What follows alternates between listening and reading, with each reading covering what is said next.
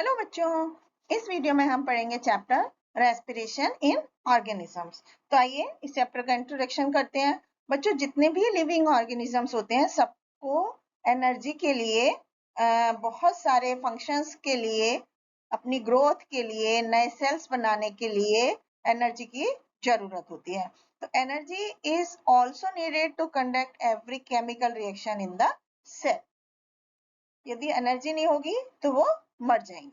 अब हम पढ़ेंगे रेस्पिरेशन के बारे में। तो रेस्पिरेशन क्या है? Respiration is the process of releasing energy from the breakdown of food.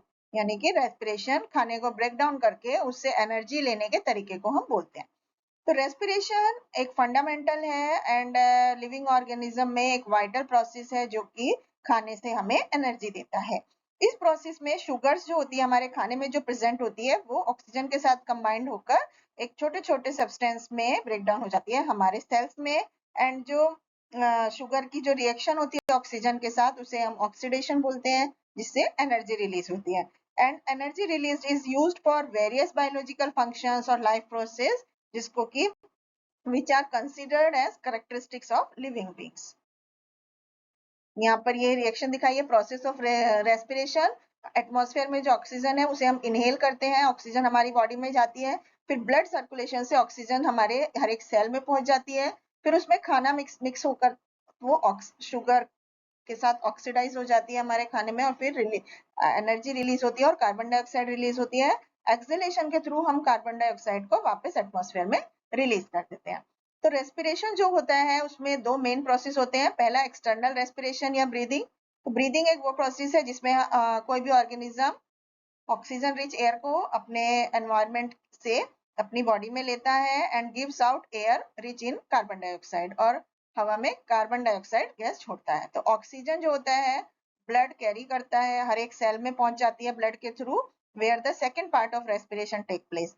फिर होता है इंटरनल रेस्पिरेशन और ब्रेकडाउन ऑफ फूड। तो सेल्स में क्या होता है, ऑक्सीजन जो होती है ब्लड ऑक्सीडाइज्ड के द्वारा लाई जाती है and blood oxidize the sugar जो हमारे खाने में प्रेजेंट होता है और उससे एनर्जी रिलीज होती है। तो ये प्रोसेस हर एक सेल में होता है जिसको इंटरनल रेस्पिरेशन या सेल्यूलर रेस्पिरेशन बोलते हैं। अब रेस्पिरेशन इन ह्यूमन बींग्स, इंसानों में कैसे होता है? इंसानों में रेस्पिरेशन का जो प्रोसेस है उसमें ब्रीदिंग, गैसियस एक्सचेंज और सेल्यूलर रेस्पिरेशन होता है। Taking in of air rich in oxygen, oxygen से भरी हुई हवा को अंदर लेना उसे इनहेलेशन बोलते हैं, और कार्बन डाइऑक्साइड रिच एयर को बाहर छोड़ने को हम एक्सहेलेशन बोलते हैं। तो एक कंटिन्यूअस प्रोसेस होता है जो सारे time throughout life organism में चलता रहता है। तो number of times a person breathe in a minute is termed as breathing rate. तो ब्रीदिंग के दौरान इनहेलेशन और एक्सहेलेशन जो होता है वो ऑल्टरनेटली होता रहता है। एक ब्रीथ का मतलब होता है 1 इनहेलेशन प्लस 1 एक्सहेलेशन। तो बच्चों, क्या आप अपनी ब्रीदिंग रेट को फाइंड कर सकते हैं? Do you want to know whether it is a constant और it changes according to the requirement of oxygen of the body? इसके बाद ब्रीदिंग और रेस्पिरेशन में हम डिफरेंस समझते हैं। Breathing it is only a physical process in which oxygen ली जाती है और कार्बन डाइऑक्साइड बाहर छोड़ी जाती है, जबकि रेस्पिरेशन एक बायोकेमिकल प्रोसेस है जिसमें ग्लूकोज को ऑक्सीडाइज है एंड कार्बन डाइऑक्साइड और वाटर रिलीज किया जाता है। And breathing outside the cell होती है जबकि रेस्पिरेशन इनसाइड द सेल होता है। ब्रीदिंग में कोई एनर्जी नहीं रिलीज होती जबकि respiration is a gradual and step wise release of energy. Breathing में enzymes are not involve in process और रेस्पिरेशन में एंजाइम्स इन्वॉल्व होते हैं। अब हम इनहेलेशन और रेस्पिरेशन में अंतर समझेंगे। इनहेलेशन में क्या होता है, डायफ्राम कॉन्ट्रैक्ट होता है और फ्लैट हो जाता है, जबकि एक्सहेलेशन में डायफ्राम रिलैक्स होता है और डोम शेप का हो जाता है।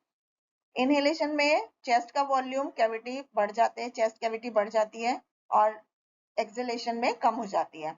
इनहेलेशन में लंग्स एक्सपैंड होते हैं जबकि एक्सहेलेशन में लंग्स कॉन्ट्रैक्ट होते हैं।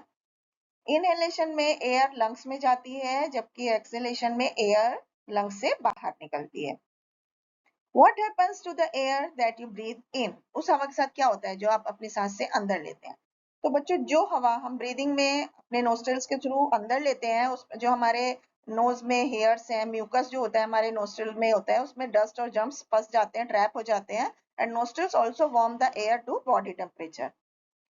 Air then enters a tube like structure जिसको कि ट्रेचिया बोला जाता है, एंड ट्रेचिया को कॉमनली हम विंड पाइप होता है, जो कि ट्रेचिया में म्यूकस होता है जो कि डस्ट और माइक्रो ऑर्गेनिजम्स को अपने अंदर ट्रैप कर लेता है, which have managed to pass through the nostrils, and mucus dirt के साथ has been trapped in pushed out of wind pipe at regular interval. अब gaseous exchange in human body, तो बच्चों गैसियस एक्सचेंज वो process है जिसमें continuously supplies the blood with fresh oxygen, continuously blood को fresh oxygen मिलती रहती है by removing most of the carbon dioxide that has collected in the blood. How is carbon dioxide removed from the body? तो बच्चों किस तरह से हमारी बॉडी से कार्बन डाइऑक्साइड बाहर निकलती है? जैसे ब्लड जो होता है हमारी बॉडी में, पूरी बॉडी में फ्लो होता रहता है, इससे क्या होता है, कार्बन डाइऑक्साइड कलेक्ट हो जाती है रेस्पिरेशन के दौरान and it carries it to the heart. Heart जो होता है then sends the blood to the lungs, उसके बाद ब्लड हमारे लंग्स में पहुंचता है, carbon dioxide blood from the blood gets into the air sacs और अल्टीमेटली कार्बन डाइऑक्साइड लंग्स से जब हम ब्रीद आउट करते हैं वो बाहर आ जाता है। Why do living things need a constant supply of oxygen? तो बच्चों लिविंग ऑर्गेनिज्म की जो बॉडी होती है वो सब समय काम करती रहती है, तो काम करने के लिए बॉडी को एनर्जी की जरूरत होती है। Living organisms also need energy to keep themselves warm, और उनको ये एनर्जी किससे मिलती है, जब उनके सेल्स में ग्लूकोज बर्न किया जाता है। तो this process is called cellular respiration. Cellular respiration दो टाइप का होता है, aerobic and anaerobic respiration. Aerobic respiration में प्लांट्स, जितने भी तरह के प्लांट्स, एनिमल और ज्यादातर जो माइक्रो ऑर्गेनिज्म है, they obtain energy through aerobic respiration. इस टाइप में ये एक सेलुलर रेस्पिरेशन का टाइप है जिसमें ऑर्गेनिज्म ऑक्सीजन यूज करते हैं एनर्जी रिलीज करने के लिए from glucose molecules. Aerobic respiration के दौरान एनर्जी वाटर और कार्बन डाइऑक्साइड गैस प्रोड्यूस होती है। एनारोबिक रेस्पिरेशन, सेलुलर रेस्पिरेशन के जो होता है वो एब्सेंस, ऑक्सीजन की एब्सेंस में होता है और इस प्रोसेस में को एनारोबिक रेस्पिरेशन बोला जाता है। Anaerobic respiration produces much less energy as compare to aerobic respiration.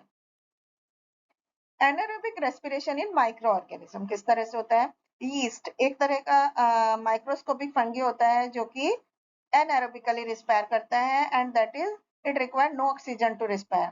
जितने भी वेस्ट प्रोडक्ट होते हैं इसके वो रेस्पिरेशन के फॉर्म में are carbon dioxide gas and alcohol rather than carbon dioxide and water, जो कि एरोबिक रेस्पिरेशन होता था। अब रेस्पिरेशन इन प्लांट, जितने भी लिविंग ऑर्गेनिज्म जो ब्रीथ करते हैं, so plants to breathe and respire. Plants में भी फूड जो होता है वो स्टार्च की फॉर्म में बनता है and needs to be broken down to release energy, इसलिए respiration is a vital function of plant. तो रेस्पिरेशन एरोबिक है and it is represented as starch plus oxygen, जो हमें क्या देता है, energy plus carbon dioxide plus water. अब respiration in animals, तो एनिमल्स का सेलुलर रेस्पिरेशन जो होता है वो प्लांट्स के रेस्पिरेशन से रिजेंबल करता है and in contrast to the plant animal and heterotrophy, वे अपने आप अपना खाना खुद नहीं बना सकते जैसे कि प्लांट्स बनाते हैं, एंड कार्बन डाइऑक्साइड की जो अमाउंट है ड्यूरिंग रेस्पिरेशन जो प्रोड्यूस होती है, it can not be utilize by animals as in plants. तो रेस्पिरेशन जो होता है एनिमल्स का वो दो तरह का होता है, aerobic and anaerobic.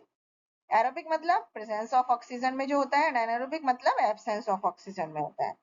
Breathing organs of animals, तो सेलुलर एनिमल्स में जैसे कि अनसेलुलर यूनिसेलुलर एनिमल्स जैसे कि अमीबा है, पैरामीडियम है, इनमें के और जो छोटे छोटे मल्टी सेलुलर एनिमल है जैसे हाइड्रा, प्लेनेरिया, जितने भी सेल्स होते हैं वो ऑक्सीजन को डायरेक्टली अपनी आसपास की हवा से ले लेते हैं या पानी से ले लेते हैं और कार्बन डाइऑक्साइड को इसी तरह से पास आउट कर देते हैं।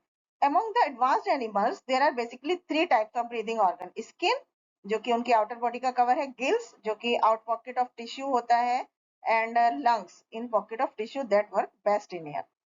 तो ये सब गैस एक्सचेंज या ब्रीदिंग सरफेस जो होती है उनकी, उनमें कॉमन फीचर्स होते हैं जैसे स्किन, गिल और लंग्स में, कि उनमें एक लार्ज सरफेस एरिया होता है relative to the volume of organism, जिससे कि वो गैस एक्सचेंज कर सकते हैं फास्टली। दे आर थिन, पतले होते हैं, शॉर्ट डिफ्यूजन होता है pathway over which gas can be diffuse rapidly. इसके बाद they have a moist surface, जिससे कि गैसेस जो होती हैं can dissolve first before they diffuse in out. They have rich blood supply, जिससे कि ज्यादा से ज्यादा ब्लड को एक्सचेंज किया जा सकता है एक बार में। Differences between plant respiration and animal respiration, animal जो होते हैं breathe whereas plant do not breathe. Oxygen और कार्बन डाइऑक्साइड जो होती है एनिमल में एक्सचेंज होती है, do not take place through stomata because latter are absent in animals. Thank you.